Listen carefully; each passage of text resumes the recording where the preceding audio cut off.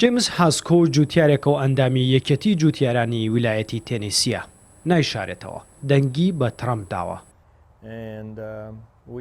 ترامپ سیاسی نییە و بازرگانە، هەموو کات بازرگان لە کار و ئیشی ئێمە تێدەگات نەوەک سیاسیەکان. ئەمە پاساوی جیمز هاسکۆیە بۆ دەنگدانی بە ترامپ. من دەنگم مەم سەرۆکە ئێستا داوە. پێم وایە سەرۆک ترامپ کارێکی باشی کردووە.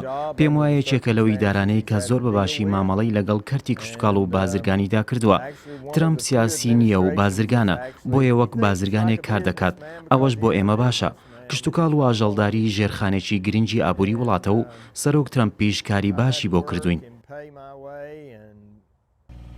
جوتیاران شێوازی قسەکردن و تویتەکانی ترامپیان هیچ بەدڵ نییە، نایانەوێت دەنگی ببیستن و تویتەکانیشی بخوێننەوە، بەڵام بە خۆیان دەڵێن هیچ سەرۆکێک هێندەی ترامپ کاری بۆ جوتیاران نەکردووە.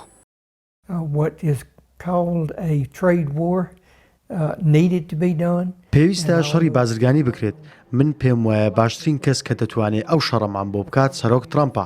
باشترکردنی کەرتی کشتتوکاڵ پرۆسەیەکی هێواشە و کاتی دەوێت. لە دەیان ساڵی ڕابردوو نەمان بینیوە هیچ سەرۆکێک هێندەی سەرۆک ترامپ لە خەمی ئێمەدا بوو بێت. دەنگیشم بە ترامپ داوە، هەرچەندە من حەزم لە تویت و قسەکانیشی نییە.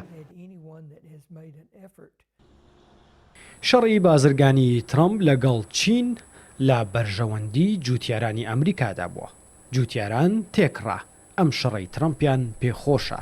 ترامپ وەک خۆی دەڵێ زیاتر لە 28 ملیارد دۆلاریشی بۆ جوتیارانی وڵاتەکەی گەڕاندووەتەوە.